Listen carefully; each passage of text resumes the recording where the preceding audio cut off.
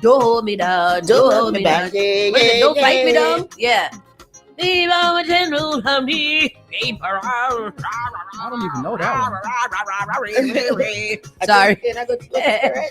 Good morning, everybody. Good morning. Spark FM Online, number one for urban and Caribbean music. We are here in the building. I need some light. Let there be light. Where I gotta get the light at? It's light. It was good. It's light, and it was. Let me put it. I don't know why you be looking so. I think it's the glare behind you that makes it. I want some brightness. Brighten up the color, you gotta boy. Get a curtain for that window in there. Right. Good morning, everybody. Good morning. Welcome to Spark FM Online. Saucy and Friends in the morning. Boston's number one for urban and Caribbean music. All things resources, all things informational, and all things entertainment. Yeah. We bring the culture, bring the vibes. That's who we are. Real hip hop, real vibes, real shelling. Yes. Shelling. Yeah. Broadcasting live from our Blue Hill Lab studio. That's where we are. Yes, Broadcasting. Now we got toilet paper and tissue. Oh my gosh. Look We at are doing. I felt so slumlordish. Yeah. I was like, the place don't even got no toilet paper. No toilet. So I had to go shopping at Family Dollar. Family Dollar is a good place. You know, but this one over here is very intimidating. Right here on Blue Hill Ave. It's so Dark. big, but squeezing. It has a difficult smell. And It I is. didn't know how much clothing that Family Dollar sells. No, it's like this place smells really bad. Mothballs. All the time. He'd be so loud about it too. I'd be like, hush, we just going to get the toilet. Yeah, I walked in there. I was like, oh my. But I ain't going to knock it. All right. I don't have nothing bad to say about a Family Dollar or anywhere that gives you a little discount on something. And they keep that Family Dollar there stuck. They do. That place. keeps However, stuck. in contrast, Yes. the Dollar Tree Yeah. on Talbot Ave looked like it's going out of business because there's absolutely nothing on the shelves. Yeah. There's nothing. And the toilet paper is all the way up on the top shelf. I was about to climb the shelves and then I said, you know what? I'm leaving here because I don't need this.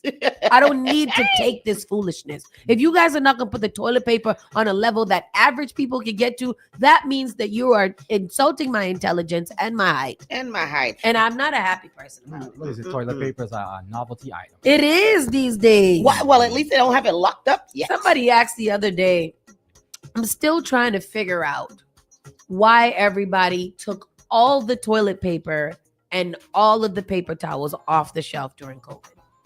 Yeah. What did you guys think you were gonna have an influx of poop?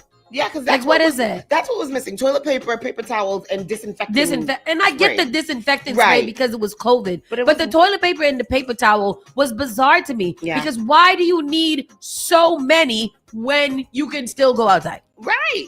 Well, Even when the world was shut down. People thought that they was locked down because they thought that they was locked down. Oh, like the purge or something? yeah, like you they can't couldn't go get out. Like hide your wife, hide your kids. I mean, for the first 2 months, everybody was in the house, right? Yes. Nice. There was nothing going on. Nothing was open. Everybody was in their house. There was no traffic. It was a ghost time. That's when I got fat.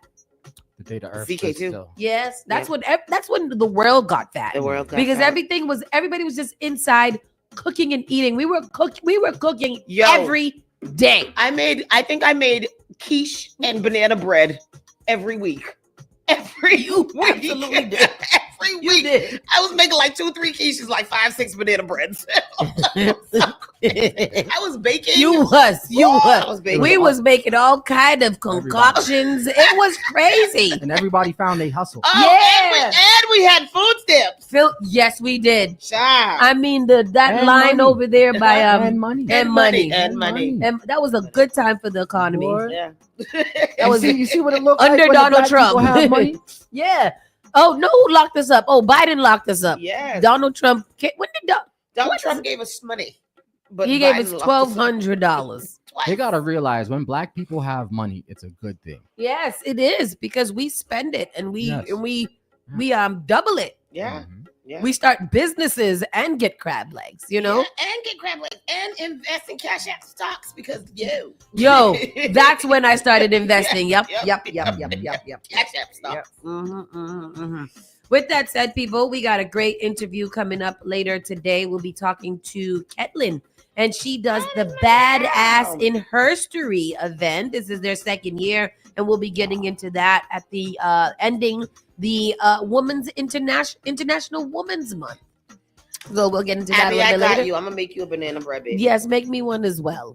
And with that said, let's get into the show. Yeah.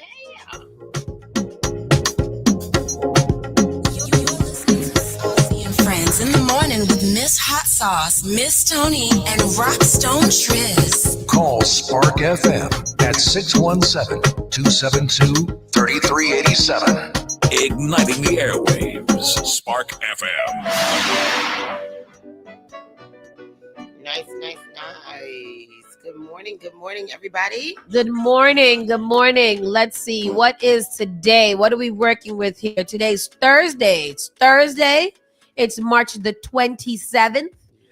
It is 9:33 a.m. in the morning, 9:33 a.m. And we are here. Today is going to be, right now it feels like 29 degrees. It's cold. It is.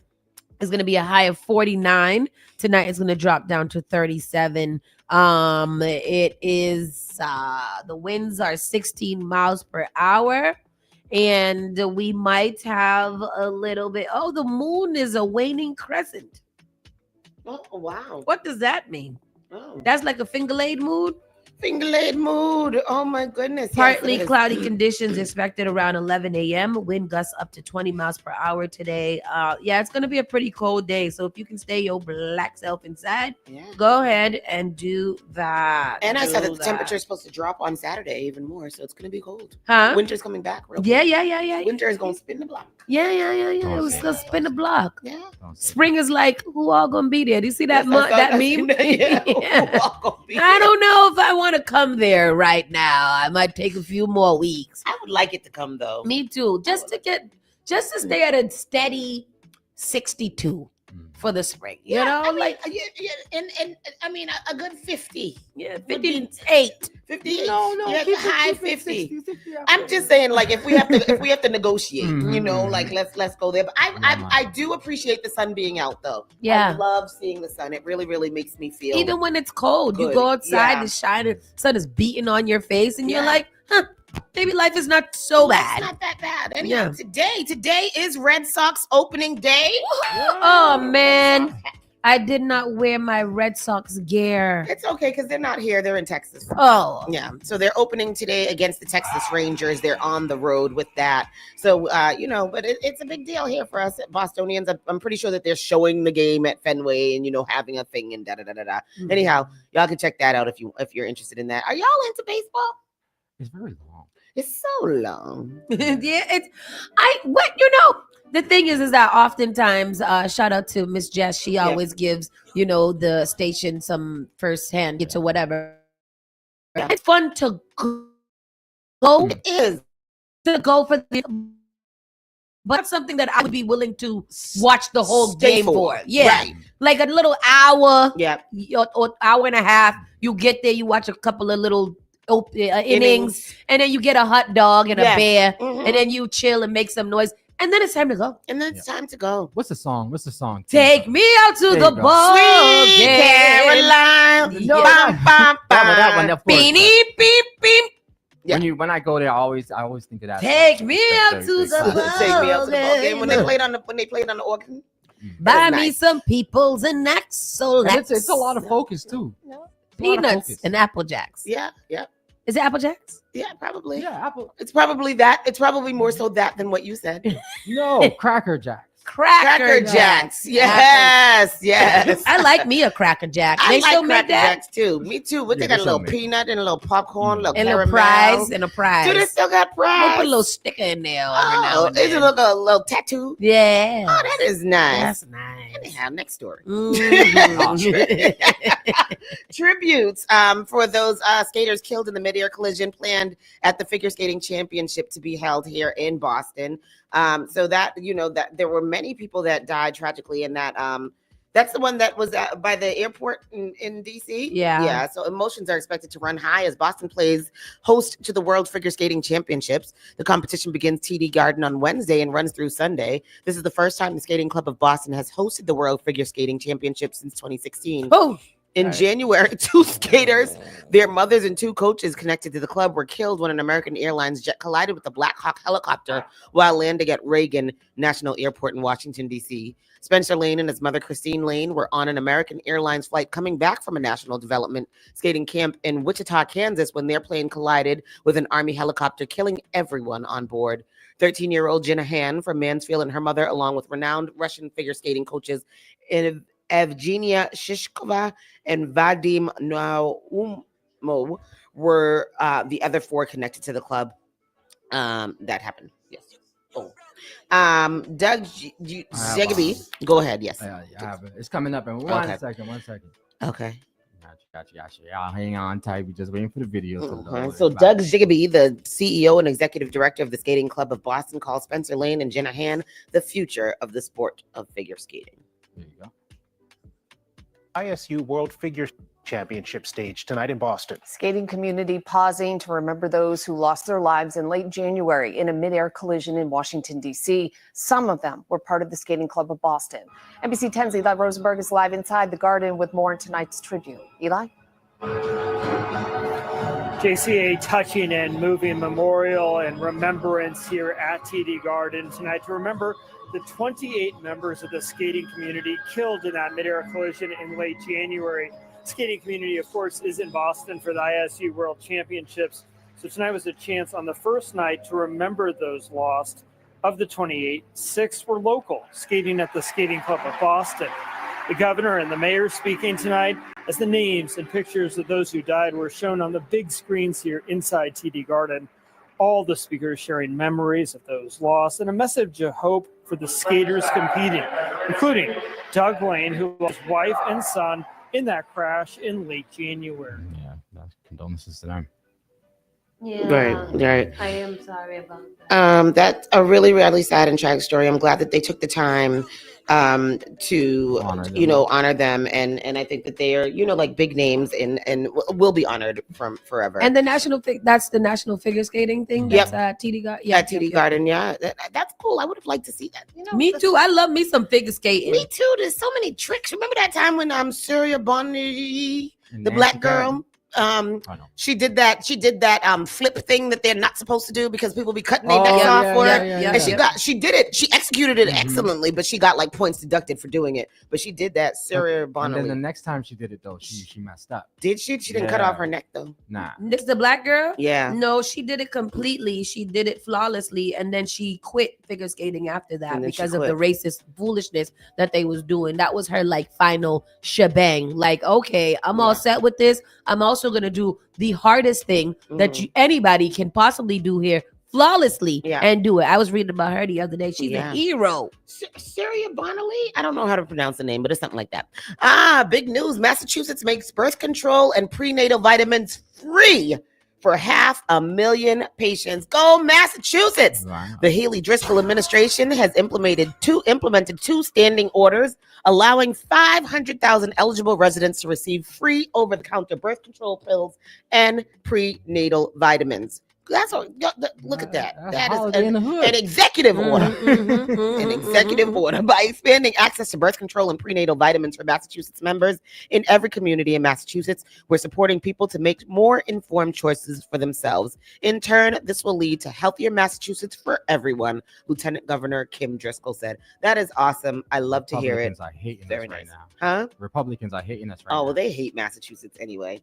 They hate it here. They hate it. After ICE operation in Massachusetts, Trump border czar says sanctuary cities will keep seeing collateral arrests. You know that what that basically means is that we're gonna deport anybody we feel like it until you guys comply. Especially in Massachusetts. Yeah, so if you like the little Tufts girl, like collateral damage, she gotta go. Yeah. I don't like this one. This one looks like it could possibly be a terrorist. Yeah. Let's take that too. See, he says sanctuary cities are going to get exactly what they don't want: more agents in the community and more collateral arrest, is what he said. Oh, I can't do his voice like you. Many of those arrested as part of ICE's recent enhanced operation in Greater Boston were collateral arrests, President Donald Trump's border czar, Tom Homan, said Tuesday. He threatened that sanctuary cities can expect those additional detentions alongside targeted arrests going forward.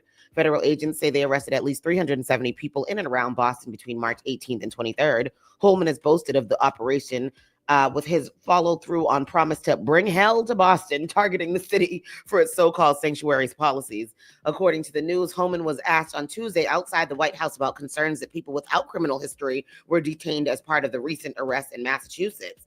Holman said municipalities can increase the number of what he called collateral arrests by can decrease, the number of what he called collateral arrests by cooperating with federal authorities, referencing the Operation Massachusetts. Most of them were criminals, but many of them collaterals. Majority were criminals. How come the collaterals? I've said this 1,000 times. He don't care. He shrugged his shoulders as he said it.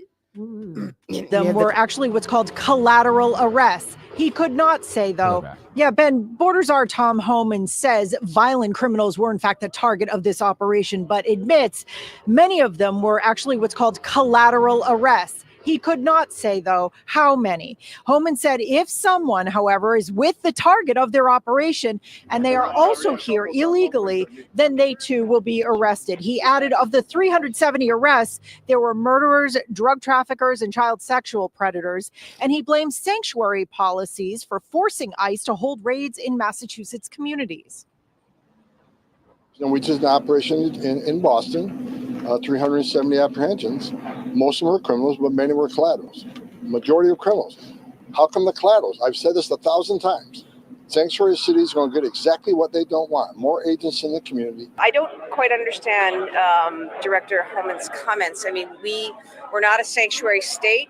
I'm a former prosecutor and attorney general. I led the New England Strike Force on fentanyl. So I spent a good part of my career investigating, prosecuting, and putting bad guys away. Well, Homan says if the state wants to cut down on these so-called collateral arrests, they should let ICE into jails. A 2017 Supreme Judicial Court ruling says local police are not allowed to hold someone based on a federal civil immigration detainer. Now, the governor says ICE has not provided her office with any information about the sweep, and she did add that she extended an invitation to the border czar to meet with him, but his team did not take her up on it. We're live here at the State House. Sharman's Kitty, WCVB News Center. I guess one of the obvious questions are, if we're going to be a sanctuary city or whatever it is that we are what is in place to protect those people? Like, you're telling them that they're safe here and that they can be safe and it's a city for all, but how are we actually protecting them when these sweeps do happen? And you can just come into somebody's place and just do sweeps. The collateral damage thing is very, very scary, and I hope that people are aware of it. I don't think the city could really. I don't know if there's something they could do. I know they shelter, like yeah, that, but I don't know if they're able to actually law as to law. stop. Yeah. But that's like what? So I don't.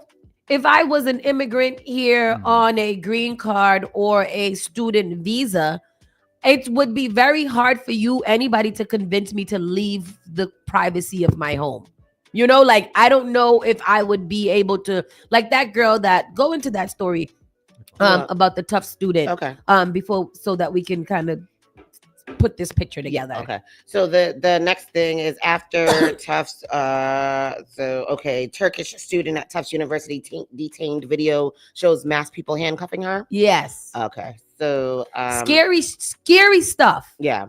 A Turkish national who is a doctoral student at Tufts University has been detained by federal agents without explanation, her lawyer said on Wednesday. Romesa Ozturk, 30, had just left her home in Somerville to meet with friends Tuesday night when she was detained, and U.S. Department of Homeland Security agents. Lawyer Masha Kanabibabi said in a petition filed in Boston federal court. Yeah, surveillance. Okay, go please. Go. Held tonight in Somerville, Massachusetts, to show support for a Tufts University grad student who was detained by ICE. The school says Ramesa Ozturk was taken into custody outside of an off-campus apartment last night. According to an ICE detainer, she's now being held at a facility in southern Louisiana, though a judge ordered she not be moved out of Massachusetts. Tufts says it was told that the Turkish international student's visa had been terminated. We had noticed a person sitting in a Ford Explorer, black Ford Explorer, just on the corner of our street for a full day with the engine on and taking notes. So we were a little bit surprised to see that. I live in Somerville. You know, we're supposed to be a sanctuary city. We're supposed to be a place of safety. She's a student. Ozturk's attorney says no charges have been filed against her. ICE has until this Friday to explain why she's being detained. They said she's being detained because she once wrote a paper for her school, an assignment about genocide. And, you know, they're saying that she was in cahoots or she's giving support to Hamas when her paper was about the killing of the Palestinians. Right. So what's scary to me is that this girl who was just doing an assignment, or whether it was her own paper or not, was literally going out to meet friends at a restaurant to break Ramadan. And while she left her home to go walk across the street, these masked men pulled up, and many more masked people pulled up, arrested her, put her on a plane to Louisiana. Oh, so they were real authorities. They were ICE agents. But why were they covered up their faces? This is what we understand. Like, if you guys are here to do a job, why aren't you identifying yourself? Why aren't you presenting her with a badge and some papers and saying, hey, this is your arrest warrant or your detainee warrant? You could just pull up, put a mask over your face, put somebody into a trunk or into a car, and you can leave with them and just be like, oh, I'm just following orders from ICE with nothing. Yeah, that's why couldn't it happen to anybody else though? Like, why couldn't it happen to me, you, Tristan? Like, there's nothing to say.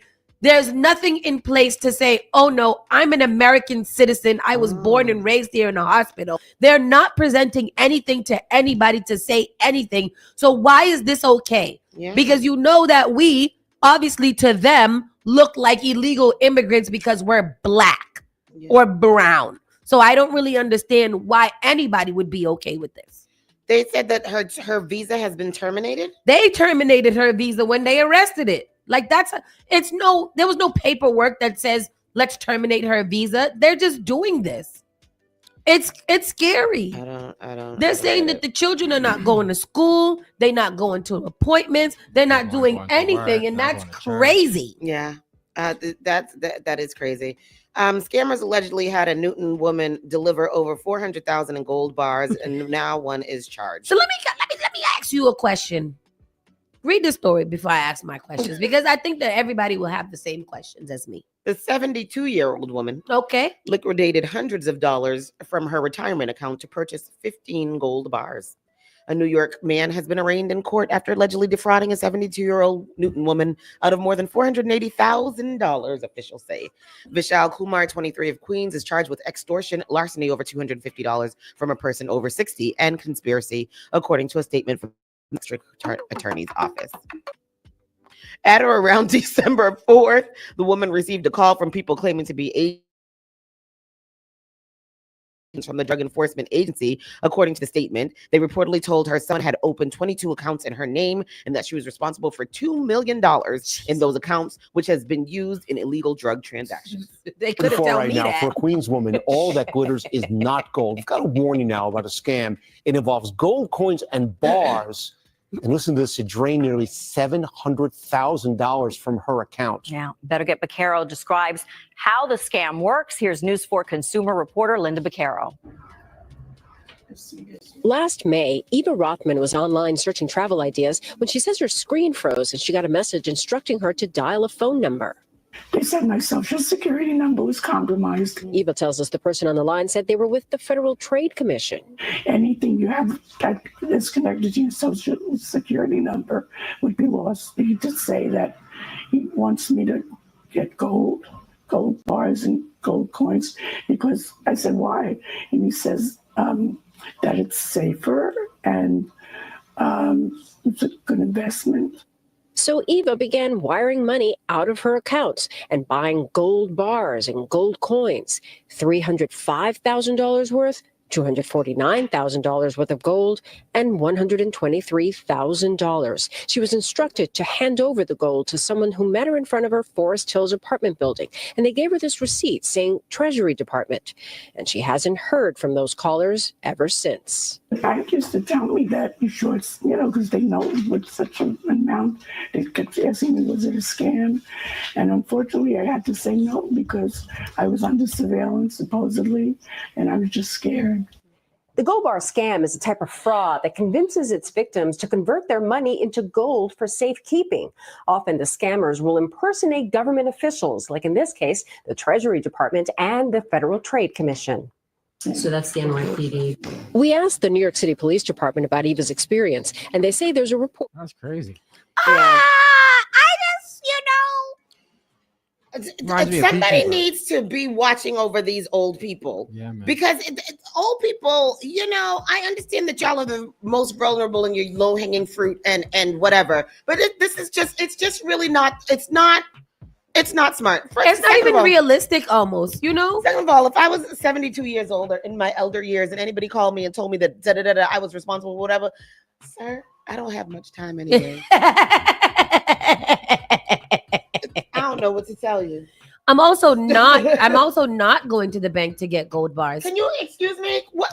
That's the part that has left my understanding. Yeah. I understand that it was an elaborate scheme, but at what point, even at 72 years old, like this woman has made it through life for 72 years, being able to make, I guess, decent choices, right? Yeah. Like at what point are you more concerned that somebody has called your phone and convinced you that you need to, first of all, where are y'all that have that much money? Right. That's the first question. And if this is what is this what the olds got going on in their bank account with nobody to watch over it and to make sure that it's doing good, then they need to be able to give it over to where it's needed. There's to be some philanthropic organization that helps the elders. Let me change my age range that I'm looking for on these dating apps. You do. I got to find me an old. Between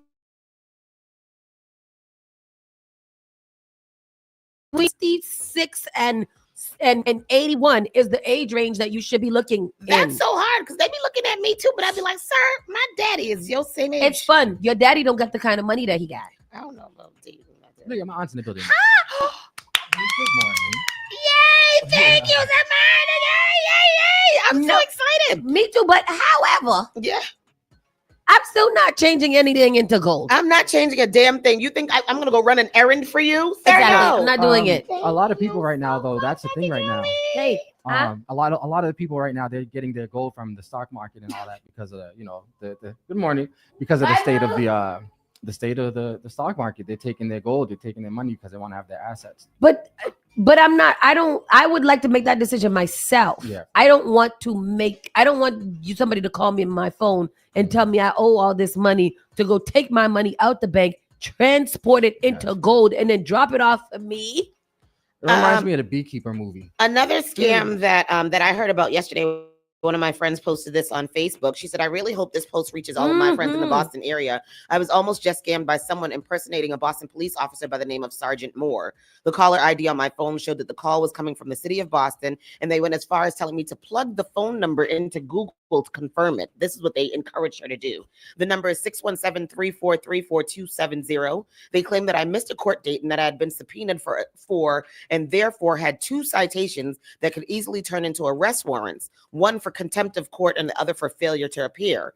In the end, they were attempting to get me to go to a cryptocurrency kiosk at a gas station that they described as a federal building to pay a surety bond. The scam was elaborate. They told me the case was federal, in which I was to appear as a material witness, and that since I claimed that I hadn't signed any subpoenas, I had to go to the police station to provide a signature sample. They also said that due to a suppression order, I could not inform anyone that I was going to the police station. In other words, they didn't want anyone to talk sense into me before the money transaction was completed. Luckily, I do not hand money over to anyone easily, and once I understood that I was being instructed to pay the money at a kiosk, I told them that I would not do any such thing. At which time they hung up on me. She says she called the Boston Police Department and was told that I was the 8th person in the last 2 days who had gotten a call from this Sergeant Moore. They are aware of it and are posting signs at gas station kiosks, advising the public that the police would never instruct them to go there to make any payments. I guess that's what my biggest thing is. Like, are people that kind of unknowledgeable about how these things work? Yeah. They're like, regardless, we watch enough movies and TV to understand that there needs to be a document that I can see that was signed by someone that says that this is what I need to do. Right. Why would you think that I would fall for, hey, you need to go to a local kiosk? I haven't been able to identify myself, give you any identity, show me a badge, nothing like that. You think that I'm going to go to a kiosk and deposit some money? Right. And they're not asking for small amounts. You know what I mean? You're also not asking me to come to the but- police station to verify this information, my identity, anything like that. This is just a phone call. Right. So I'm confused. Also, do they think that we're dumb? Everybody has watched a police show or something. We all know that the subpoenas come to you. But that's the thing. Directly to you. I think that there are people that are just that don't watch any TV and that don't know anything, because the same thing with the lady, the last story. You're going to get gold bars and you have yet to come to a police station to identify that you are actually the right phone number. Did you ask me to verify my social security? Anything like that? And what do they? And they prey on people who they know are lonely, right? But how do you know?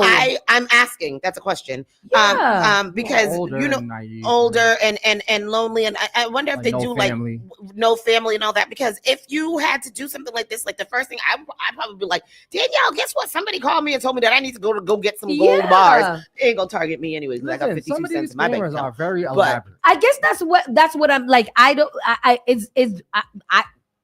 How? Yeah. No, like, I don't know if I'd be like, and then when I'm going to do the act that they told me to do, I'm really just scared enough not to. The Zookeeper movie keeps popping in my head because she did have a family and she was just so, like, oh no, like $2 million is gone just from pressing a button and giving people your secure, like they say it. I thought she was it. She was the only last person, right? She was the last person because she was the last person, but she had $2 million in charge of everybody's accounts.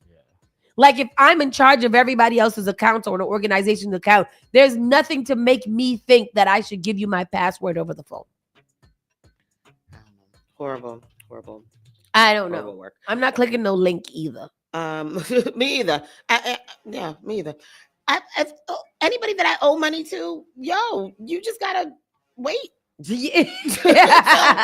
until you're able to get it from somebody, because you ain't gonna get it from me today or no time soon. I don't know what to tell you. Seaport's Northern Avenue Bridge will be demolished, and what should take its place? I mean, another bridge, right? Because don't we need that? The Northern Avenue Bridge at Fort Point Channel is set to be demolished after ongoing deterioration. And what should replace it, if anything at all? A road? The bridge was constructed in the early 20th century and was closed off to cars in 1997 due to severe deterioration. So what was happening on that bridge? Afterward, it operated as a bike and pedestrian crossing as part of the Boston Harbor Walk until pedestrian traffic was closed in 2014 for safety reasons. Also, it's not being used at all. Y'all remember the bridge? It's the bridge that used to connect from the courthouse to the street. You could like walk across it. Okay, so they don't need. It's not being used at all anymore. Nah, it was a cool bridge, but they just put it in the middle, and it's just been kind of doing. It's just been awkward. Yeah. What did they? Freedom Avenue Bridge over the 4 Point Channel in Boston. NBC 10's Eli Rosenberg live in the Seaport with what's next for this long abandoned bridge. Eli. JC, for decades, really, this has been a hot topic, what to do with the Northern Avenue Bridge. This evening, it remains. You see it right here. If you've been in the Seaport, you've definitely seen it as well.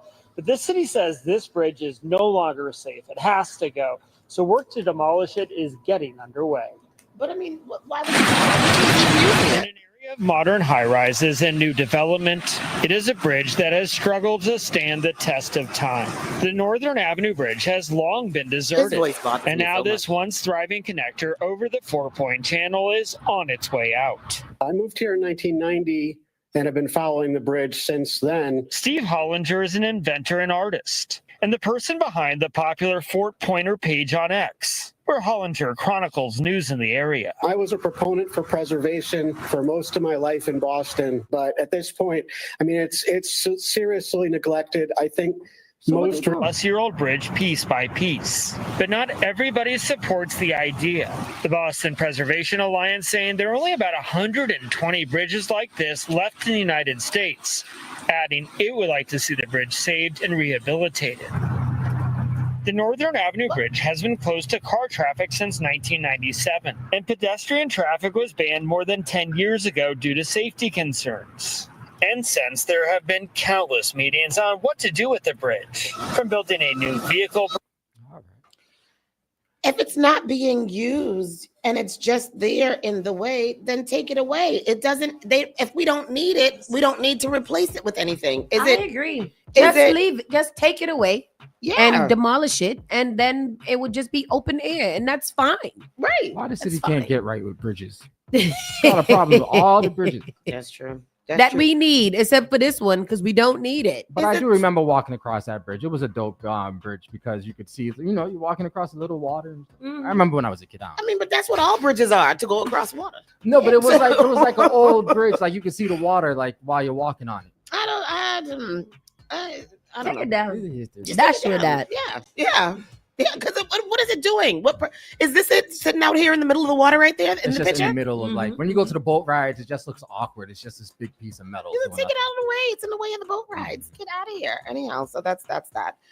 What else do we have? This Instagram link here. It's a very big Massachusetts story. Boston has free conscious. Oh, I already read that. You did? Mm-hmm. Oh. Yeah. A fox that in Dedham that attacked two people and attacked a person, and two dogs in Dedham has tested positive for rabies. So yesterday we talked about the little boy that was attacked. I don't know if he's the person in here that they're talking about, but officials issued a warning Wednesday after a fox attacked a person, and two dogs recently tested positive for rabies. Dedham Animal Control says the attacks happened in the area of Sandy Valley Road on Sunday and Monday. The rabid animal had since been found and captured. Both the person and the dogs who were attacked have all undergone the necessary rabies exposure prophylaxis, according to authorities. Rabies is a serious disease that can be prevented with prompt administration of the rabies antibody and vaccine after an exposure. Any person who was exposed to the fox's saliva through a bite, scratch, or flesh wound, or through contact with fox saliva in their eyes, nose, or mouth has had a high risk exposure to the animal. How you gonna get it in your, I don't know. If you or someone you know have contact with the fox, please contact the Massachusetts Department of Public Health. What does the fox say? You know what this reminds me of? Y'all watched the movie, what's the movie with the little rabbit? She was the police officer. I know exactly what movie, and she was with the fox. And she was with the fox. Fox in the hair? No, it's a newer one. I don't know. And they had the sloths that was slow at the registry. What's the name of that movie? I don't know. It's a Disney movie. It's a cute movie. But anyway, you guys have 24 hours Zootopia. after you get bitten by something that has rabies to get the vaccine. And they said that vaccine, that procedure is so painful. It's like a huge needle that you have to get, and whatever the infusion is really, really painful. So please be very, very careful when you out there with these doing this. What else do we have? And then two really nice stories. So civil rights icon Dorothy Burnham turns 110 years old and celebrates a legacy of activism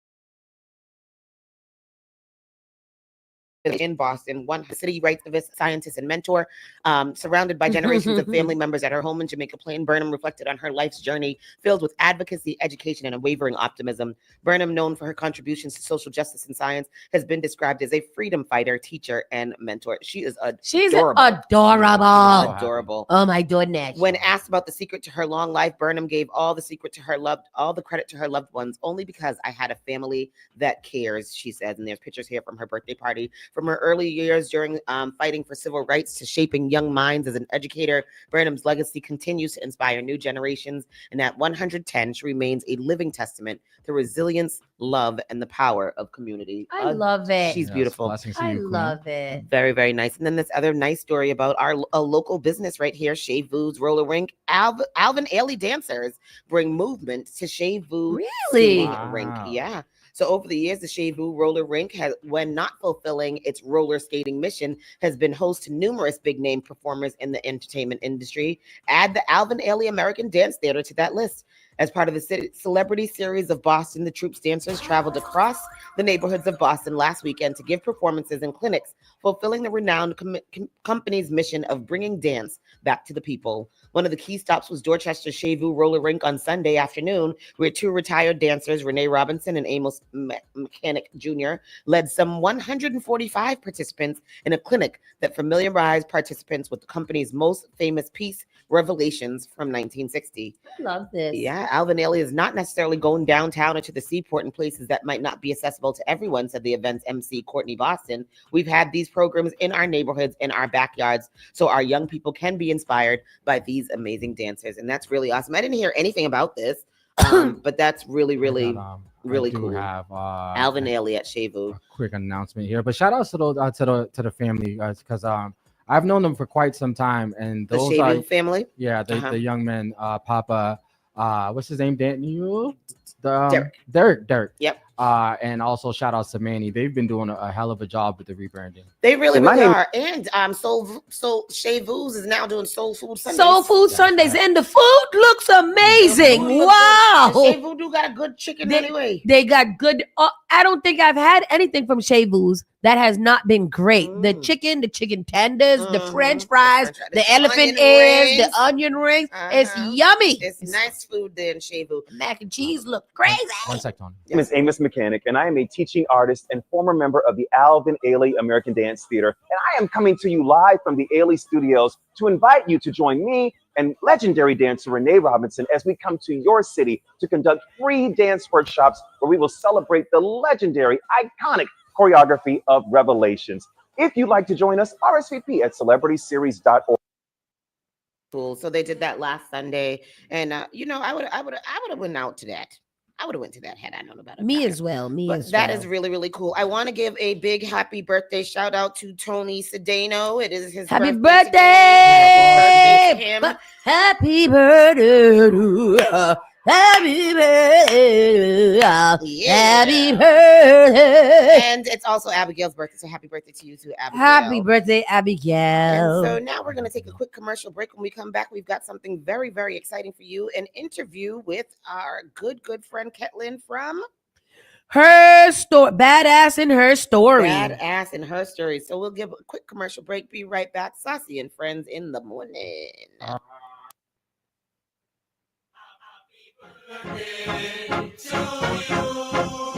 Tasha Bankish, it's your birthday, baby. We all make choices about alcohol. Kids make choices whether to drink or not. Bye, Dad.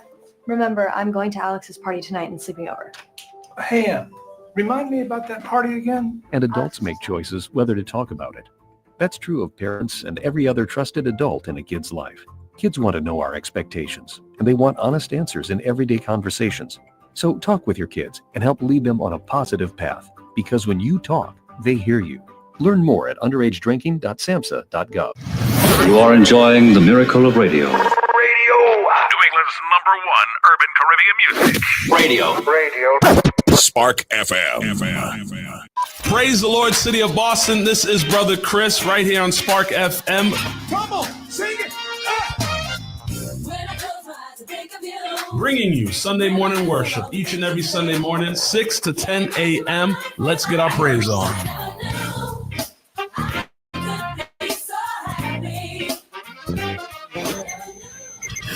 Looking for a meaningful way to engage with your community and make a difference? Volunteer with the Massachusetts Senior Medicare Patrol Program and help prevent Medicare fraud. Visit masmp.org. This project is supported by a grant from the U.S. Administration for Community Living. Advertise your business, brand, or music on Spark FM. Contact us at sparkfmonline.com for more information.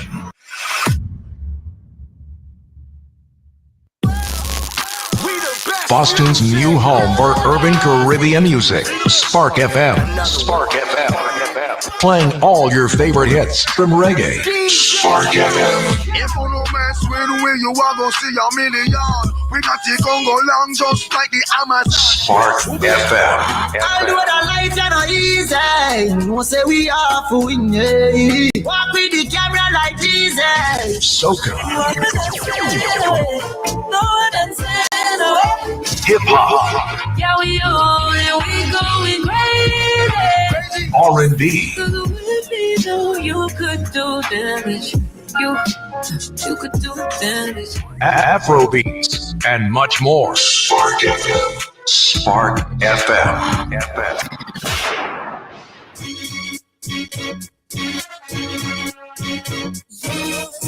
Saucy and Friends in the morning with Miss Hot Sauce, Miss Tony, and Rockstone Trip. Good morning.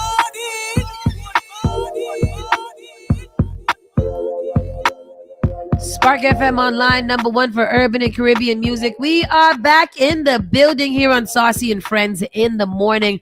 And like we said, we always bring the people in here that are doing the important work in the city. And today we have Ketlin with us today. Ketlin is the founder and producer of the Badass in Her Story ceremony, event, gala, ball, because it is gorgeous. It is beautiful. It really Welcome to Spark FM, Ketlin. How are you? I'm good. Good morning. Good morning. Good morning, you guys. Thank you for having me. Thank you for being here. This is exciting. Thank you. I know Danielle is a hard person to get a hold of, boy. Sometimes that's a good thing, and other times I'd be like, damn it, I'm one of those business owners that people can't find. But I'm trying to do better now. But tell us what this event is. It's International Women's Month. It is March, and every March you do this event that really kind of pays homage and recognizes badass women in Boston who are making their own history, making Boston history, and so many other things. So tell us about this. First of all, tell us about you in general. Hi, everyone. My name is Caitlin. I am the founder and CEO of Above Greatness Events, the curator of Badass in Her Story, as you know, and also Dad's Dine and Wine, because you have to bring them in. That's so cute. Yes. And I also do I haven't done it in a while. Also sickle cell event. It's called Just for a Cause, Stump Out Sickle Cell, because my daughter has sickle cell. It's every October. So instead of dressing up as Halloween, we pick a theme and then that's cute. I I do a lot of things. I'm a business coach. I'm a mentor. I'm a crafter. I'm a And you create a lot of decorations for your events. Yes, I do. Amazing. And then I'm also in an accelerator with Caitlin too. So learning how to get your business. I realized then that you also teach other women or coach other event planners how to do events, because these days events are not the same like they were back in the day. Now they're elaborate. They have things. They have all the things. It's really exciting. How did you get into that? And then why did you decide to start teaching? Well, it was I've always been a teacher, kind of, sort of, because of course life what you do. teaches you. But then during COVID, I was pregnant, and then after COVID, everybody was like in the space trying to do event planning, and I'm one of those people. I'm a true Virgo. I criticize everything. I'm not and and I better, that's okay. But I'm gonna teach you the right way. Because sometimes, you go into a space, you want to do it because you have a passion for it, but you don't know exactly what to do. Exactly. So I'm like, you know what? I have a gift for it. It's easy for me to teach people. I enjoy it. And it's easy for them to learn from me. So I started doing it. I have a Facebook group. That's where I started all my shenanigans, like 6,000 members in there. Oh, wow. Just going over what I've learned from school, because sometimes school's expensive. It is so very. therefore, I'm gonna share what I know.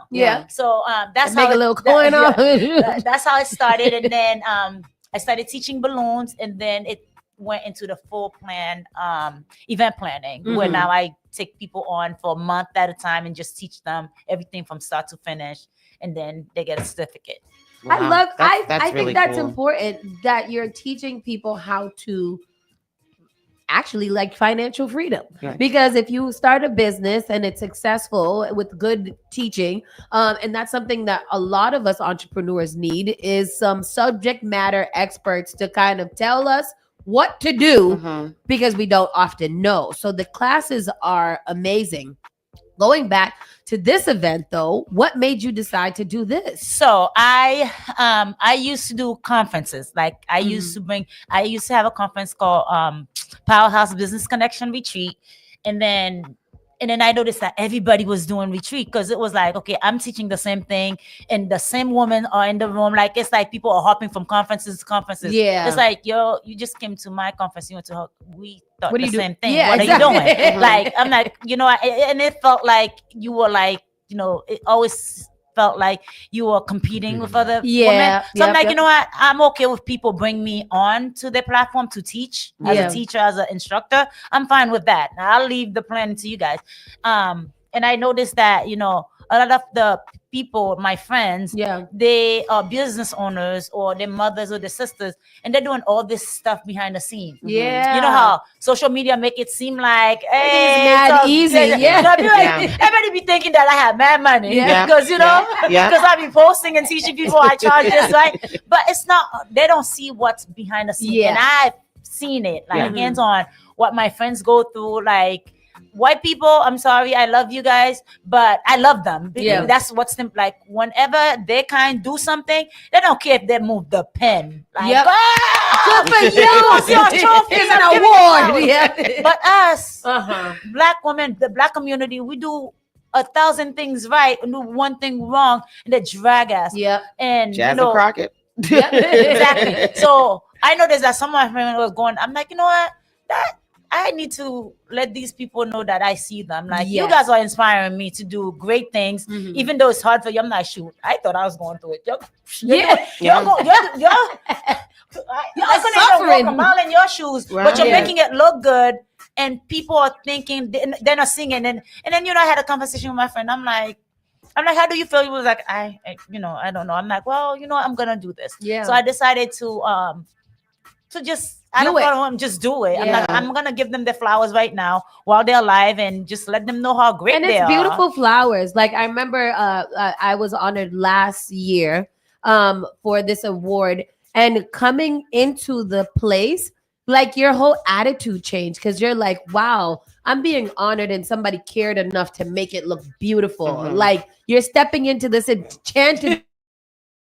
You're not gonna get, a little paper award. Those are great too, but you're getting like an actual real award. You get your name on a name table placement, a box of goodies. I still have my box, and I still have my little bag too. And it just makes you feel good. It makes you feel like somebody actually paid attention to what you're doing, and they want to recognize you for your hard work. And a lot of us, like you said, Black entrepreneurs often feel like they shouldn't be celebrated because I haven't done enough work, or I haven't done it. But when you get that little boost of inspiration and energy, I think it's so important. It's nice. It's so funny that you said that, because I remember when I sent the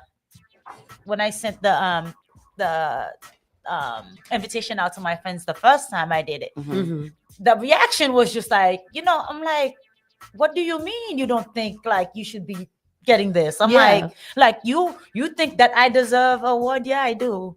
Why do you think I'm not? Because I think you're great. Like, you understand? Like, but like, like it was like the how to value that they don't. For others who would have been like, oh great, I'm the ish, but they were like kind of like, wow, you really like some people was like, you're my inspiration, so I'm looking up to you. I'm like, but I'm looking up to you. So and again, just letting people know, hey, even though I may think, you may think that I'm great, but I think you're great too, because people don't tell each other. I feel like what you're saying is people don't understand their value. Yeah. And I think that's what it is. And I think my job, my goal for this event is to let everybody know, like all my friends, all my entrepreneurs, listen, you're the bomb and you are a badass. You make something out of nothing and the world should know. Like you should be celebrated for that one night. I want, like you said, Danny, when you walk in, I want you to walk in to forget everything else, to forget the social media that makes you think that you have to be a certain way. This is your time to be a celebrity. It is your time to shine. It's your time to just enjoy being great. Do you pick the people who received the awards? So the first year I did. The very first year I did, and then a couple people, because I didn't know some of the people, and some people was like, oh, this person would be great, this person would be great. But the first year I was like, I didn't really know what I was doing. I was just like, I think I just want to do something nice for my people. So I picked the first set. This year, people sent in nomination, which was amazing. At first, people were not doing it. Then last minute, they started bombarding me with it. That's something that we got to get our people out of too. Like so it was like over 100. I'm like, oh, I wish I could give 100 people awards, but I only had. But some people that are on the list, I'm like, okay, I see you for next year, and then do it this way. And that's a good way to do things too, because you do want to make sure that everybody feels like they are important in this one. And then that also gives people something to look forward to for the following year. Like maybe I wasn't honored this year, but next year, and then next year you usually do them bigger. I'm so excited to see what this one looks like. Last year was beautiful. Thank you. Really, really nice. So tell us some logistics about this. Where it is, how much? They can find out online. Where do we get tickets? All of the important details. So this year, we're holding it at a Pembroke Modern Lux Spaces, 42 Winter Street in Pembroke, Mass. It's owned by Janelle and Peggy. They are woman-owned and Black-owned. We went there. So I wanted to Where do we go there? Craig Jr.'s party. Oh, that's such a good place. We're doing that. So sorry, you guys, VIP tickets are all sold out. Thank you so much for everybody who purchased a ticket. I'm excited. So VIPs sold out. So VIPs come from 6 to 7. That's where you mix, you mingle, you get the happy hour drinks, you get the hors d'oeuvres, and the whole shebang. Then the actual event starts from 7 to 11. Okay. 7 to 11. And there's food. There's food. Yep. There's food. There's drinks. And performances. Yep. So Ray Royale is performing. Very nice. I have Aline with the crew. They're gonna be doing the dance. I have Miss Farrell who's gonna do a poem, and of course, stuff in between. Miss Hot Saucy is gonna be our co-host. Exactly. And Valson is gonna be our host. Valson. He's a good time. Yes. He's excitable. I like that. Yes. So tickets are $100 right now. General tickets are still open, but and I was telling people, like, if you're food, you get a DJ, you get drinks, you get like everything you need. Like you don't even have to do nothing. Does something that happened last year? I forgot.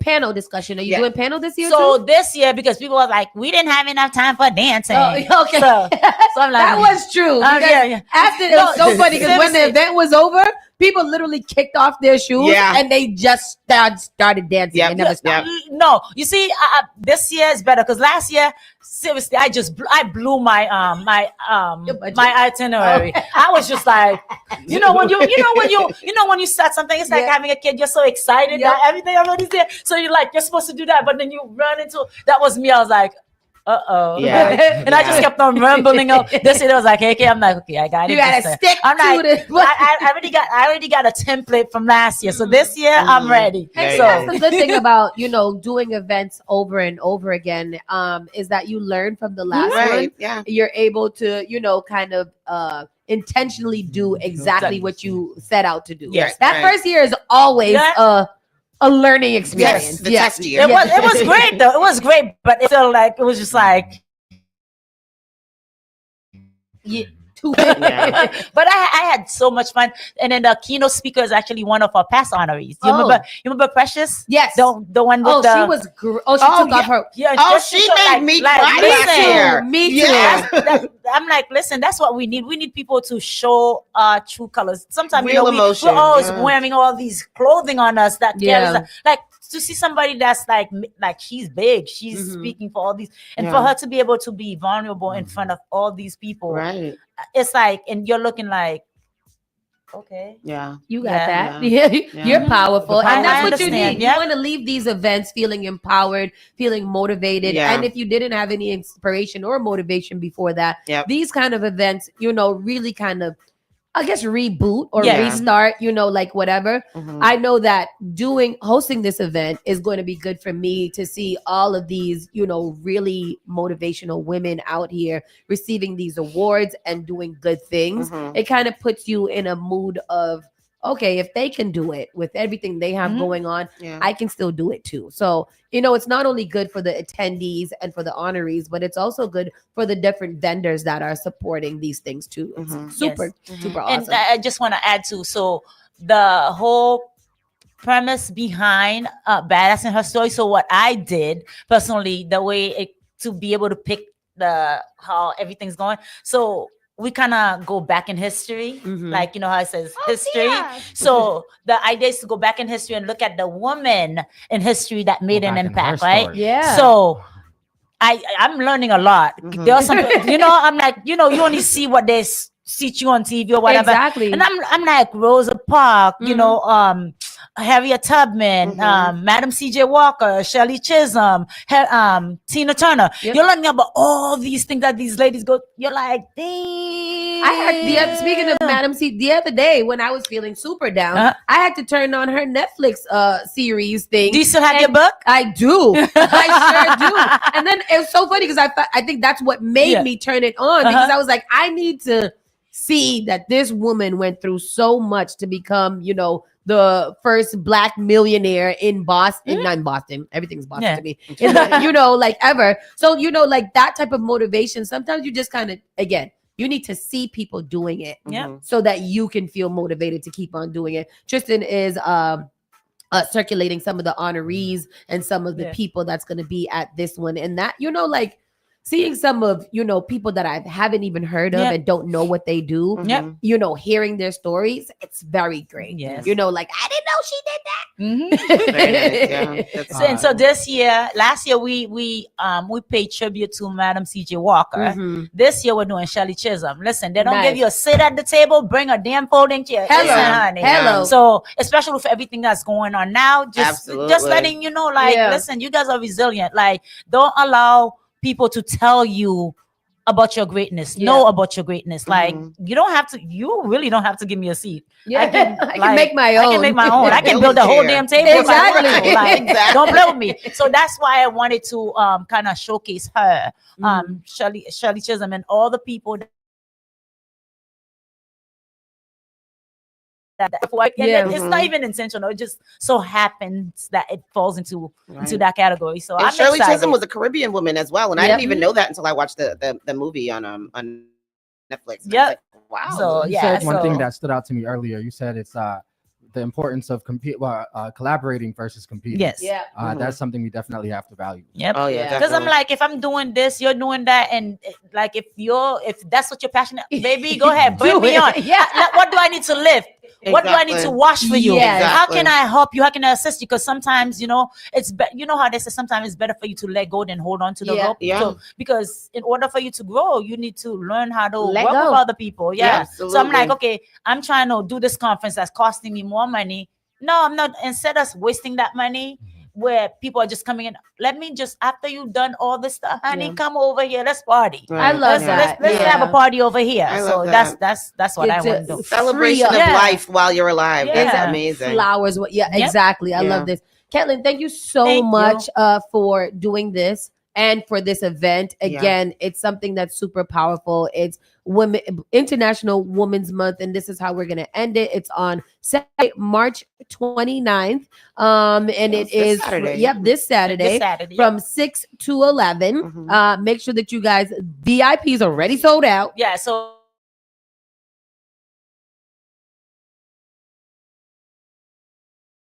the regular you can't get in because it's VIPs, okay? So right now 7 to 11 is what's open. The VIP people already know who they are, so yeah. This is awesome. Again, thank you guys so much for tuning in. If you go and get your ticket support, even if you want to just donate, you don't have to come. You can just send a little something to help Caitlin out with getting everything up and running and supporting these. It looks expensive too. Again, if you guys, we'll post the information in the comment section and our social media pages so you can see and find out more about the event. And again, thank you so much for what you do. Thank you so much for having me. I can't wait to party with you on Saturday. Party. Get on my dress and party. Exactly. We got to take another commercial break. We'll be right back in a few moments. Keep it locked right here. Spark FM Online, Saucy and Friends in the Morning.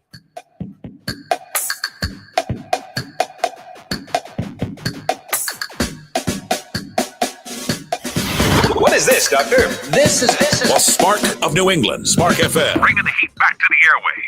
Turn us up. All right, let's take a look. We all make choices about alcohol. Kids make choices whether to drink or not. Bye, Dad. Remember, I'm going to Alex's party tonight and sleeping over. Hey, remind me about that party again? And adults make choices whether to talk about it. That's true of parents and every other trusted adult in a kid's life. Kids want to know our expectations, and they want honest answers in everyday conversations. So talk with your kids and help lead them on a positive path. Because when you talk, they hear you. Learn more at underagedrinking.samhsa.gov. Praise the Lord, City of Boston. This is Brother Chris right here on Spark FM. Come on, sing it.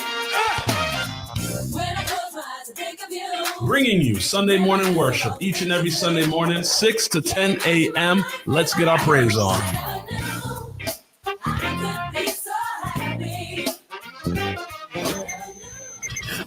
Finally Home is a must-read, step-by-step guide that will equip any first-time homebuyer with the knowledge they need to confidently make informed decisions. This book provides answers in simple and clear terms to most, if not all, of the questions you may have about credit, homeownership, and generational wealth.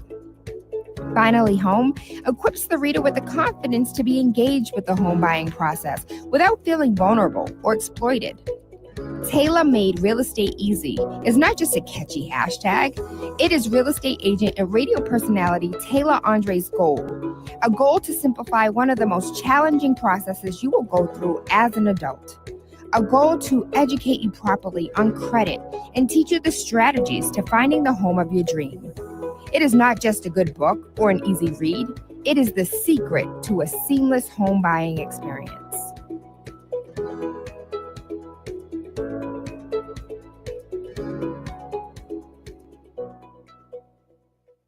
Looking for a meaningful way to engage with your community and make a difference? Volunteer with the Massachusetts Senior Medicare Patrol Program and help prevent Medicare fraud. Visit masmp.org. This project is supported by a grant from the U.S. Administration for Community Living. Advertise your business, brand, or music on Spark FM.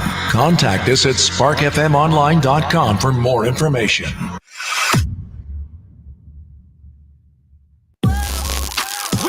Boston's new home for urban Caribbean music. Spark FM. Spark FM. Playing all your favorite hits from reggae. Spark FM. If you no mess with we, you are gonna see a million. We got the Congo long just like the Amazon. Spark FM. I do it a life that no easy. No say we are for win. Walk with the camera like Jesus. Soca. Hip hop. Yeah, we on and we going crazy. R&B. You could do damage. You could do damage. Afrobeats and much more. Spark FM. Spark FM. You're listening to Saucy and Friends in the morning with Miss Hot Sauce, Miss Tony, and Rockstone Triz. I know you got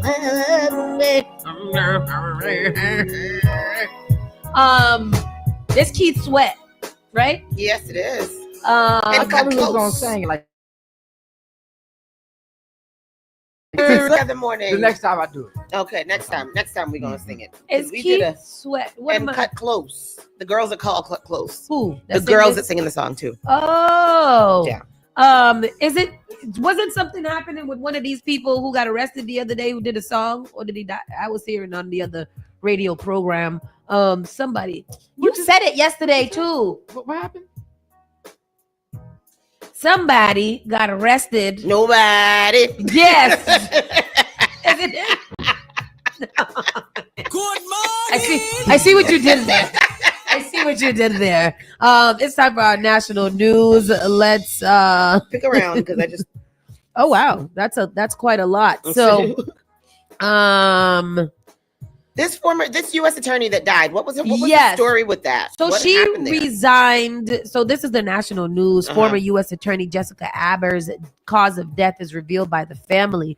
The family of former U.S. Attorney Jessica Aber said that the federal prosecutor likely died of natural causes. An update that arrives less than a week after authorities found her dead in her Virginia home on the weekend. She's a young girl. I'm trying to figure out where it says what she was involved with.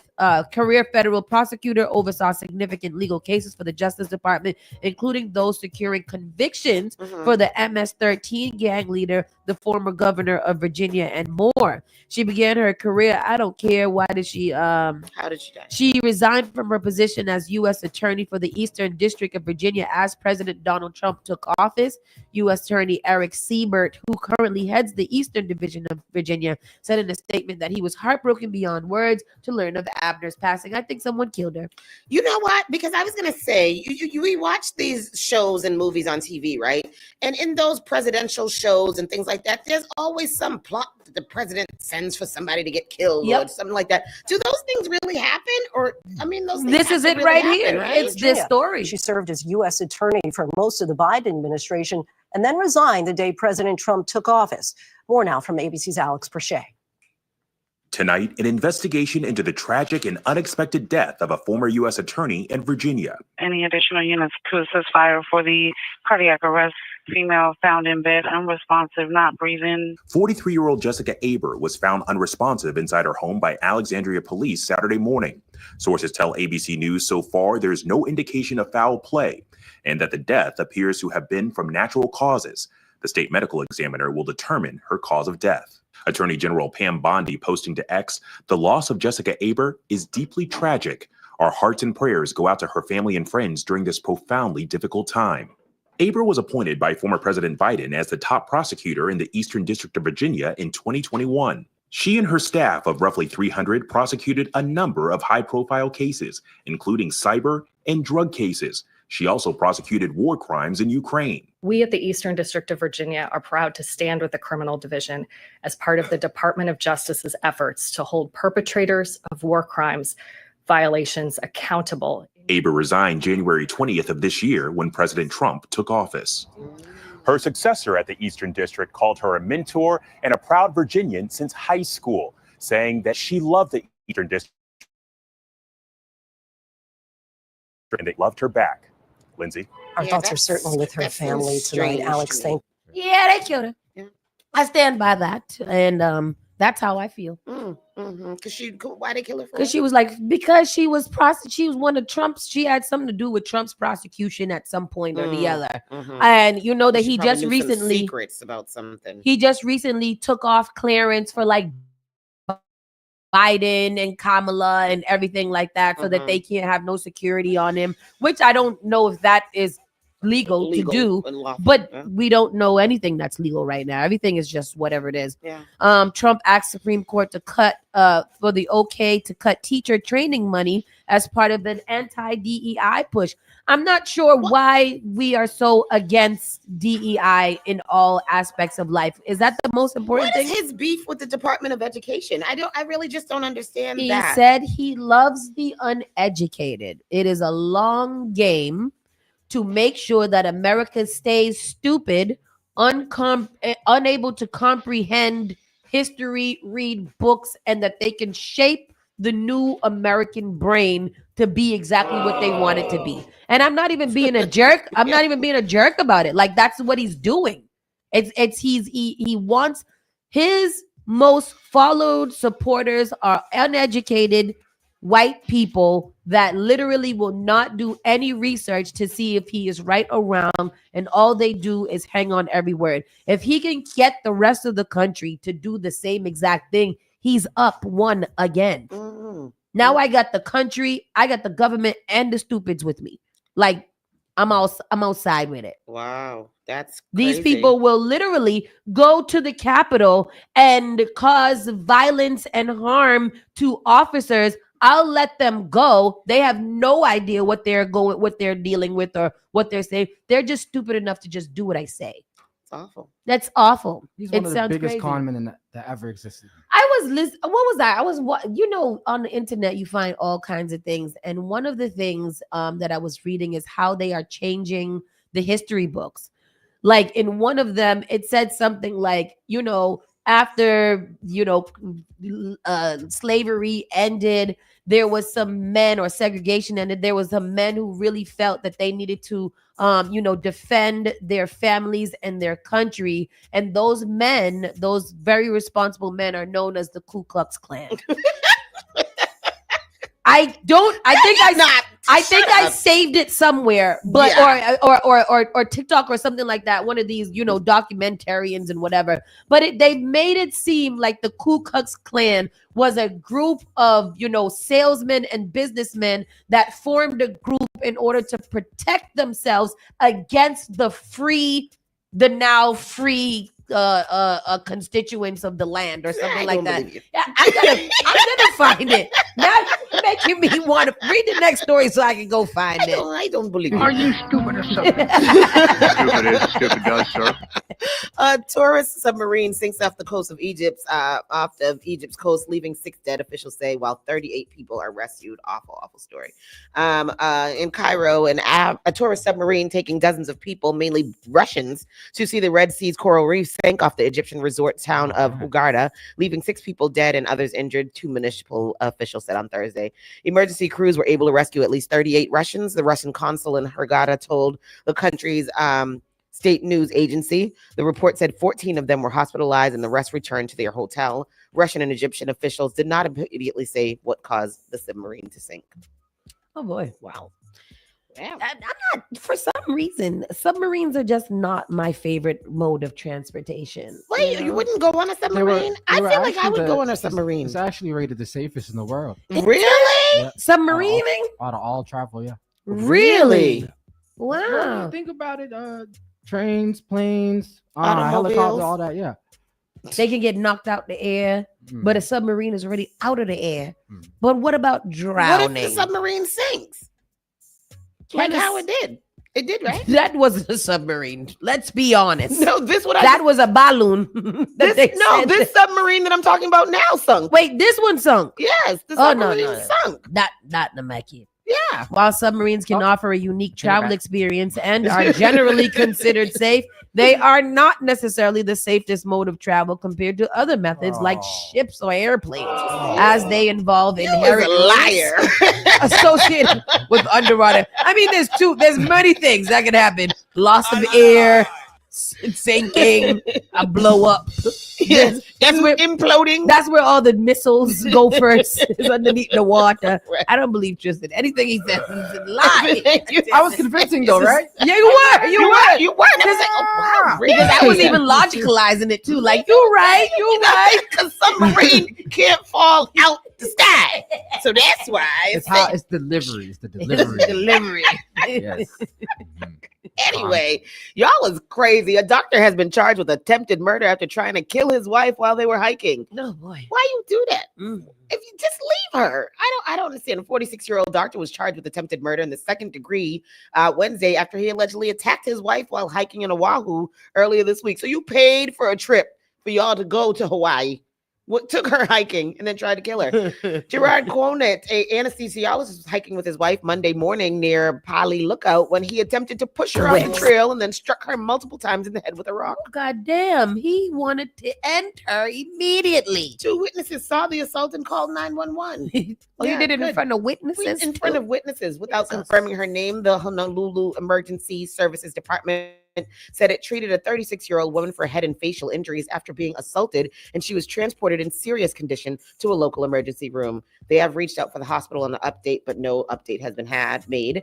Police said they arrested the man on Monday near Pali Highway after a brief foot pursuit. He was running. His bail was set for $5 million, according to the Honolulu police, but it was not immediately clear if he entered a plea. Koenig's Hawaii medical license, which he obtained in 2022, was in good standing as of Tuesday evening, according to the state's board. In Hawaii, police have arrested a doctor for attempting to kill his wife. Listen to this story. Investigators say Gerhard Koenig was hiking in Oahu with his wife on Monday. During the hike, he tried to push her off the trail. According to police, the anesthesiologist also hit her in the head with a rock. Law enforcement sources say this attack started after Koenig's wife refused to take a picture with him.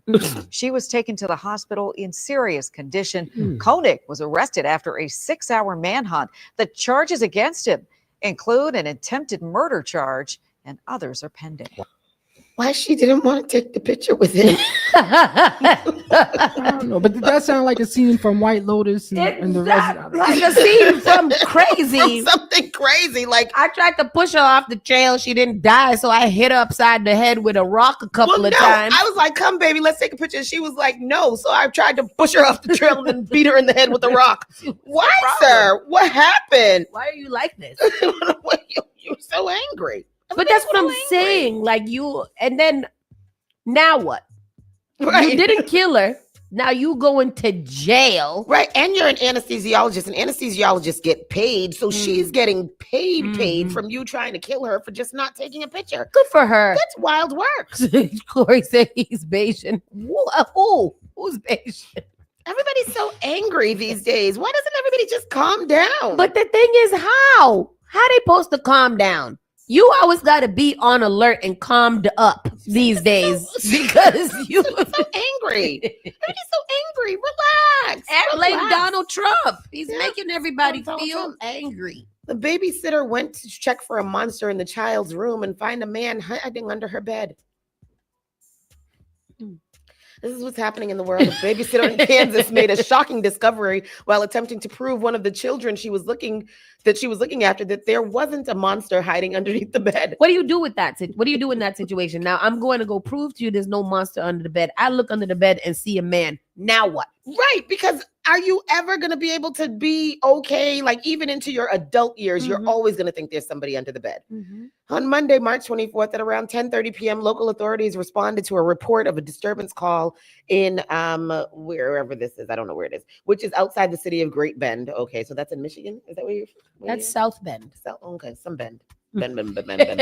Upon the arrival of deputies contacted the victim, who stated she was babysitting children at the residence. When putting the children to bed, one child complained that there was a monster under their bed. When the victim attempted to show the child there was nothing under the bed, she came face to face with a male suspect who was hiding there. An altercation ensued with the babysitter, and one child was knocked over in the struggle. The suspect then fled the scene before deputies arrived.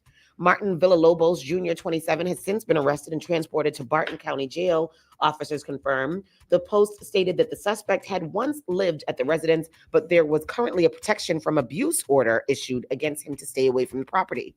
Despite being unable to locate Villalobos Jr. after searching the area of the evening, he was found under the bed. Officers continued to look for him the following morning. The suspect was seen around the block, at which point he attempted to flee from law enforcement. After a short foot pursuit, the suspect was captured. Officers confirmed the suspect had been booked and requested charges of aggravated kidnapping, aggravated burglary, aggravated battery, child endangerment, felony obstruction of law enforcement officer, and violation of a protection from abuse order. Villalobos Jr. is being held in lieu of $500,000 bond. They did not immediately respond for additional information. That's crazy. That's So he crazy. was a family member? Yeah. Yeah, he's a family member. He would have had to get his ass beat that night. Though. That's crazy. 'Cause Well, what you doing under sounds the like the tent? babysitter fought him up a little bit. Well, good. And then he ran away. That's wild work. I feel like that's just the title of everything that I'm going to read Definitely today. living in a red state. So What state is it? Kansas. Kansas. Oh, it's Kansas. Yes. Oh, well, we're not in Kansas anymore. A handwritten note was found on Luigi Mangioni's Argyle socks at court, violating his special treatment, says prosecutors. Why was he having special treatment anyway? Because he's a national hero. Oh, God damn it. all right. Luigi Mangione violated the special treatment he was afforded for his last court appearance when handwritten notes were concealed inside a pair of Argyle socks he was allowed to wear. Mangione, who was accused of gunning down United Healthcare CEO Brian Thompson in December, was Last given year, I found special accommodations for his fashion needs when he was allowed to change out of his jail-issued clothing before his February 21st court appearance, according to the filing. The defense team gave a court officer a bag of clothes, which included a new pair of Argyle socks wrapped around cardboard. Secreted in the cardboard were two personal heart-shaped notes, one addressed to an unknown person named Joan and the other to Luigi, stating it in part, "No, there are thousands of people wishing you luck," the Manhattan District Attorney's office said. Who the hell is Joan? Me, I don't know. In spite of this, the defendant was permitted to wear the Argyle socks, which he first changed into and later changed out of because he felt they did not look good. Hey, you accused of shooting the man and committing capital murder, and you worried about what looks good, your Argyle socks? Revealing new clues Yes, into a vicious play this. murder. Investigators say that Luigi Mangione's black backpack recovered when he was arrested is full of clues as to what he might have done following the shooting of United Healthcare CEO Brian Thompson. This comes as prosecutors say handwritten notes were hidden inside a pair of Argyle socks Mangione was permitted to wear. ABC News Chief Investigative Correspondent Aaron Katursky with more now. So how are these new court documents going to impact the case against Mangione, you think, who maintains his innocence, by the way? Maintains his innocence. He does, and as So prosecutors you build did the it. case, You did it. they discovered all of these items in the backpack, Kira, including a gun, a knife, ammunition, duct tape, zip ties, along with articles of clothing, grooming items, a toothbrush and tweezers, and 8 pairs of boxer shorts and T-shirts. These items that That's do all of that in the indicate backpack? perhaps That's how you that gotta Mangione travel on was Spirit. going to try and remain on the run for a while before he was finally caught in Altoona, Pennsylvania. The authorities in the backpack also found his computer. They found writings, which we've reported on before, that indicate some displeasure with the state of chief executives and industry in the country. And then the note is something that came as a surprise. It was February 21st when Mangione last appeared in court, and many observers took note that in the dead of winter he came in without socks, just with a pair of loafers. Prosecutors say he was given special accommodation for his fashion needs and allowed to wear civilian clothes. Was given a pair of Argyle socks that he turned down because he didn't think That's they how looked these good. YNs dress, though. When they be dressed Exactly. up, they don't wear no socks. They always want to be showing their ankles, and I hate that. I hate it. Why they got to, why it can't just be socks? Why it got to be Argyle? Yeah. Because it was, because that's what it was. I never knew He what ain't the Argyle good socks doctor. He ain't Sean Murphy. He don't need a special kind of damn uniform. Special accommodations for his clothes. You kill somebody. You wear a paper potato sack. But did he? Did he? You just said that he did. So I think he that did. man maintains his innocence. I'm here with him until he's proven guilty. Oh, okay. Ex-North Dakota lawmaker gets 10 years for going to Europe with the intent to pay for sex with a minor. And leave that right there because you want to know why? Because that's what they do. They do that? The Republicans? Oh. Oh, they is a nasty bunch. I was listening to Don Lemon the other day. Said Don Lemon said he don't like to go to no Republican convention because that's where all the gays at. Oh, He was like, he can't. He said that? Yeah, he's gay. Oh, yeah. He said that he can't go there because they be soliciting him to do all kinds of stuff. And they the same ones don't say gay, homophobic, transphobic, but they the same ones that's on the grinder, blowing up grinder and crashing grinder all the time. It's the Republican ones. They the ones They be on said having that, free. They the real ones be having freak offs. They said that at the, when they have the wherever they go, they be shutting down the internet. Yeah, they do the grinder Yeah. because the grinder be so overused by the Republican conventions that sir. they just be in there doing each Grinding. other, all the grinding each other all the time. It's the white men. Some of them, not all of them. Some of them, crazy. Mostly MAGA and Republican. Yeah, Allegedly. this man from Greenland made a new hat that a lot of people want right now, and Greenland's the hat goes viral because lots of want it, and the picture is right there. Choose, you can pop that up on the screen. Me too. I want one too. Because I want America. It says, go ahead. Go ahead. Say it. It says, "Make America go away." Yeah. I agree. Me too. Make Before it America graded go away, let me leave first. Yeah. Right. That's true. This is America my ancestors fought for. What did you say? This ain't the America my ancestors fought for. It sure ain't. It ain't. And it ain't the America that my ancestors built either. We get it. Make autocratic grifters ashamed would look a little too wordy on a hat. Over the weekend, a man who lives in Simisweet, Greenland, named Mr. Johansson, posted an image to Facebook of a red hat featuring the words, "Make America Go Away." The simple statement is a clever play on President Donald Trump's infamous slogan, which has been adorned on red hats for years, "Make America Great Again." The image was clearly in response to Trump's autocratic desire to annex the autonomous Danish territory and claim it for the U.S. one way or the other. And though leaders in Greenland and Denmark have said that's not happening, U.S. presence in the land will continue with a trip by Second Lady Usha Vance this week. Why is she all over the place? What's her actual idea? And you really with this man who hates immigrants and you happen to be one? He bought her fairly and she has to. That's do what he somebody says. said on the comments the other day, that everybody, the Democrats are so disrespectful. They even disrespecting Melania Trump, who came here as a mail order bride trafficked in by Donald Trump, allegedly. And let me tell you something. Melania ain't happy to be here either. She still can't. I'm sure she would talk. wear one of these shirts, "Make America Go Away." Mhm. She want to go back to where she came from. Where she come from? It's Hey, you over there.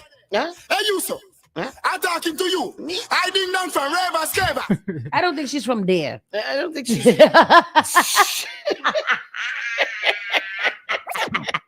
She is not from there.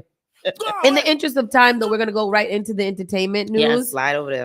There's not too much that we'll go into. We'll just hit on a couple of foolishness. Some West Indian Caribbean tea. It looks like our guy Young Brother, who is in charge, who is the singer for Greatest Bend Over, which has soared in popularity and heights.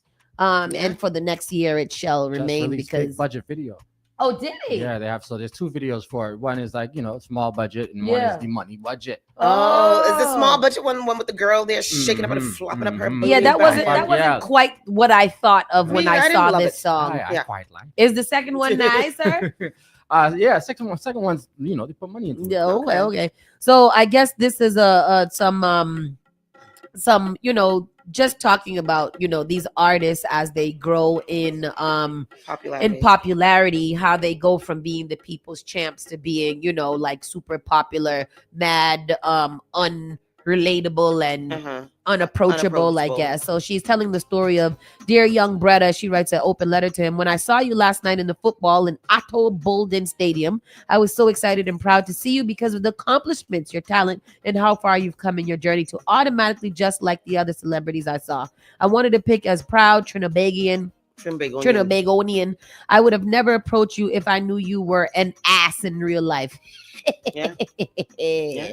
I asked good night. May I have a pic, please? With a feeling proud smile on my face. You told me no and skin up your face in disgust as if I was the fat-ish lady from America.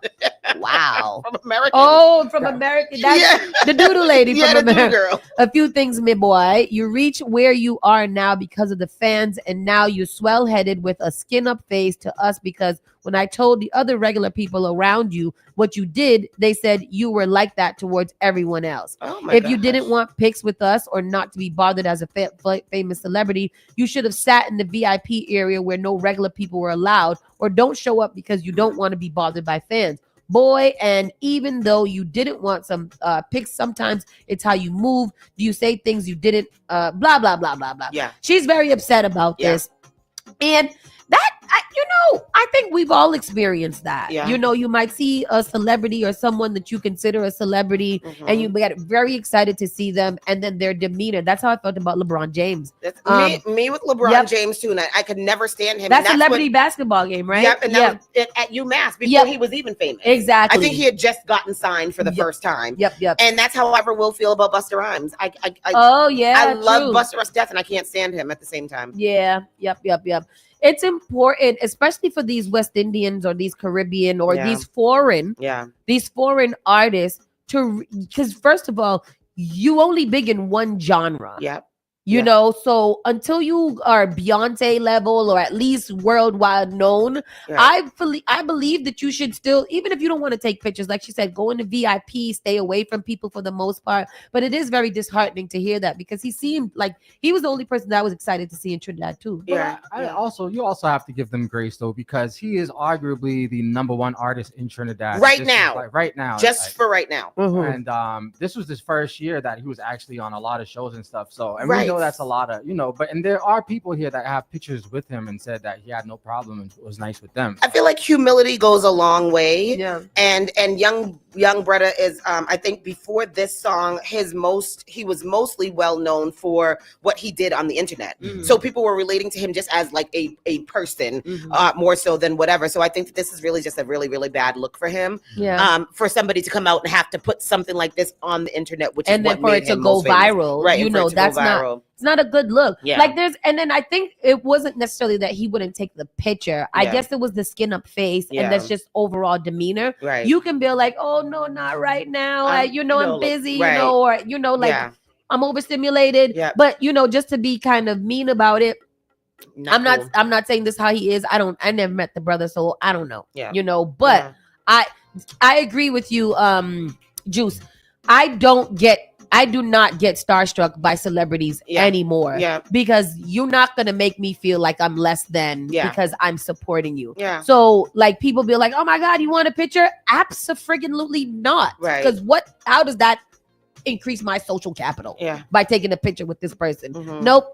I don't want it. I can take a picture of them from afar. I don't need to talk to them. If they want to talk or if I got some business to talk about, we can. But I'm all set with all that. Yeah. Snyder said when he met Saucy and Tony last year at the Carib Fest, y'all skin up y'all face and dash me away. Well, so I don't we have can to do that. talk. We ain't no celebrity, so we can skin up our face at you if we want to. What you coming up to me for? I ain't nobody. She ain't a celebrity. I am, and I don't want to talk to you. I am not. Don't approach me. And shut up, Schneider, because we sat down and had lunch with you and took pictures. You and your cousin. And we are so personable out here in these streets. Don't ever tell us that us as celebrities, because I don't know why she keeps talking like she's not one. You're not. You on the TV every goddamn day. No, not.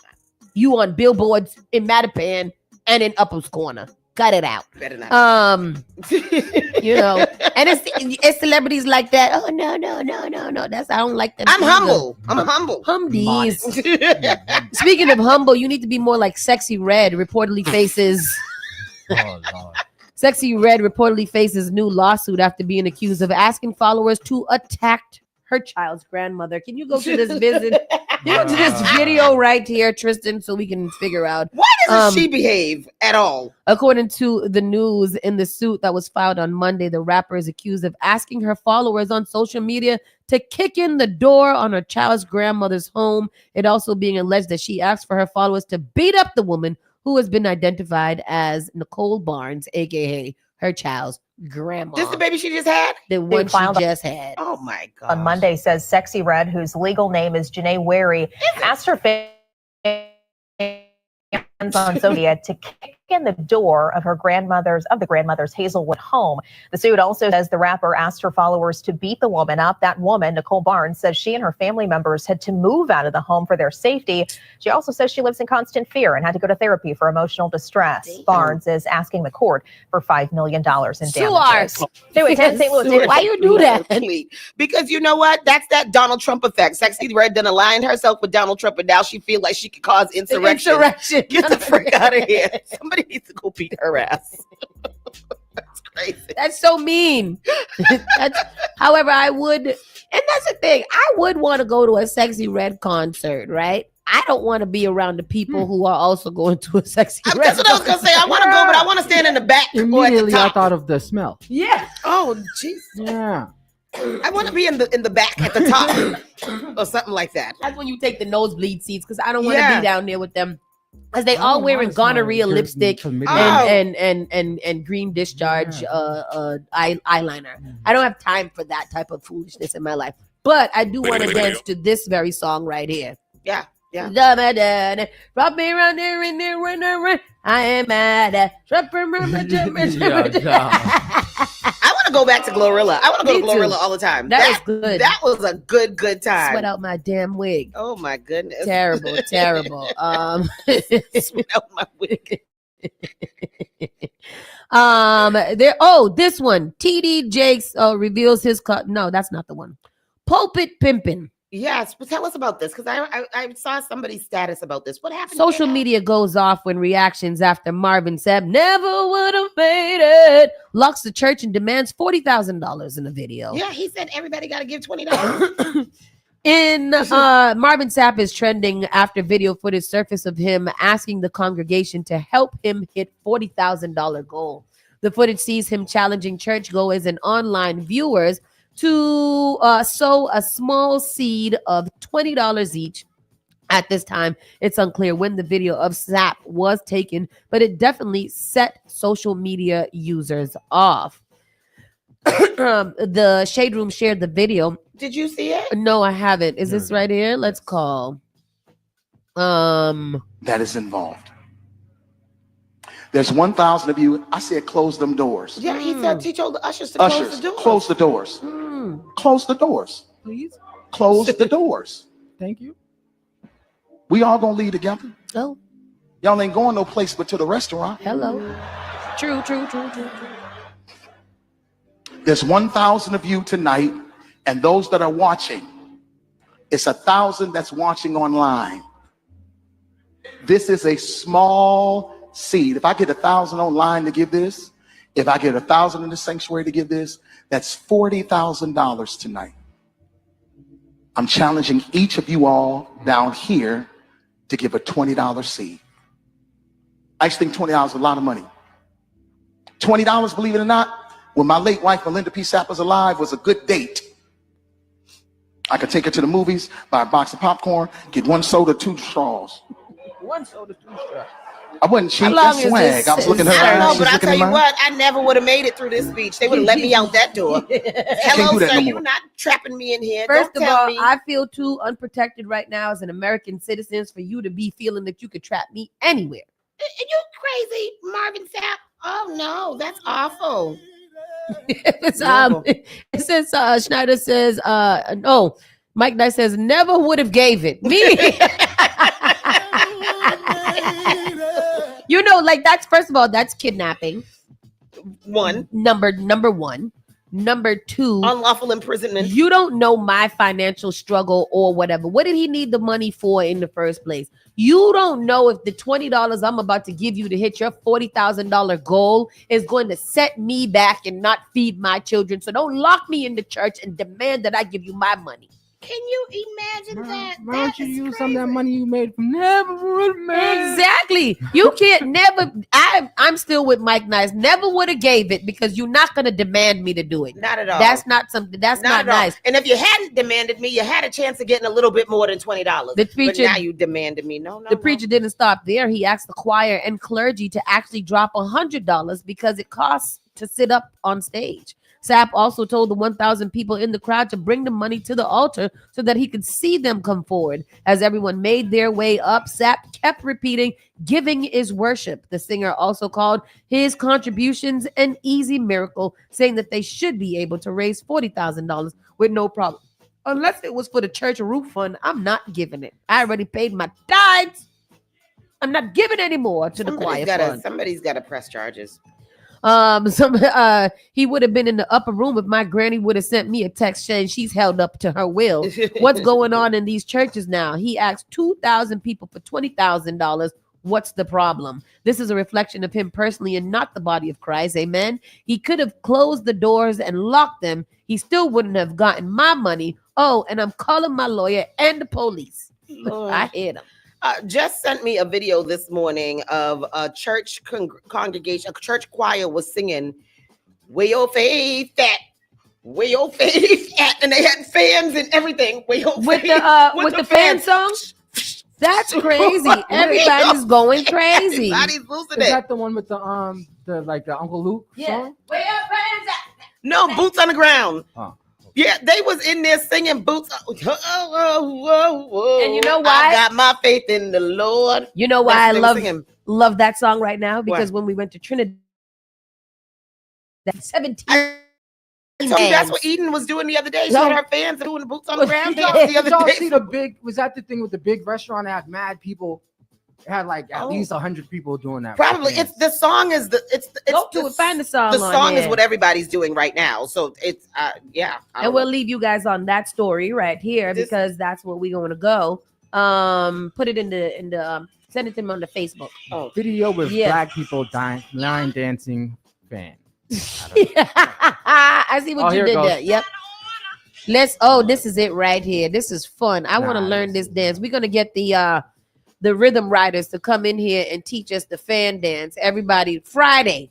Everybody bring your fan. I don't know if that's gonna happen. So this is the Friday's new tomorrow. black thing. It's Yeah. the dance with the fan. Boots on the Ground is the new song. You know, black people since Cowboy Carter, I don't know if that's what it is, but black people are really into this country western situation that's going on right now. So we're all doing Where Them Fans. I just sent it to you on Facebook Messenger. Where Them Fans At is the new song. And everybody's doing it from the old to the young to everybody. And apparently now it's had made it into the church house. Amen. Amen. With that said, people, we are fully up and done with this show for today. We went a little over. Not that you guys mind, clearly, because y'all ain't got nothing to do. But thank you guys for staying here. And here is the fans. Is this the fan song? Oh, there it is. Play it up, Tristan. Y'all out of order.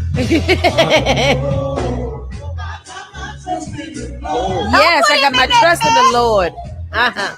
It's giving the clothes. It's Saturday night. They know where this came from? I don't know. It's some church.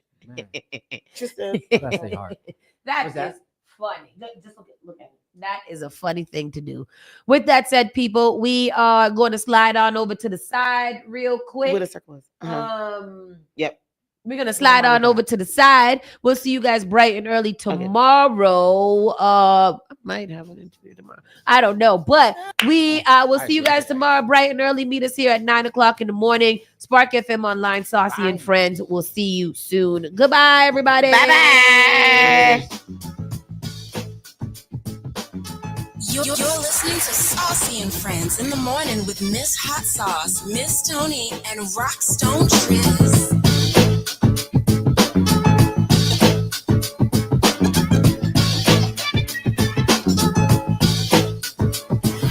What is this, Doctor? This is Well, Spark of New England, Spark FM. Bringing the heat back to the airwaves. Turn us up. All right, let's take a look. We all make choices about alcohol.